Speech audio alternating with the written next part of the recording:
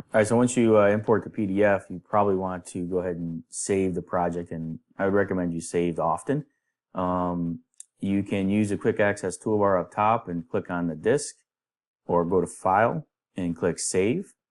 The first time you save, you don't have to do a save as, but what I would recommend is that you click the save and then save it in a location that you can get to later. So whether you save it on your desktop or to your C drive, I have a file structure that I typically use, and I'm going to save this one under this TBC 2020 Takeoff, and I'm just going to call it TBC site Takeoff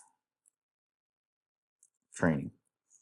All right, so that way I'll be able to find this VCE file later, and any work that I've done up until this point will get is going to be saved. So as you work and you build more and more stuff, you're going to, what I would do is click the save button, and that's going to save the project. You notice you can also do a Ctrl S to save the project.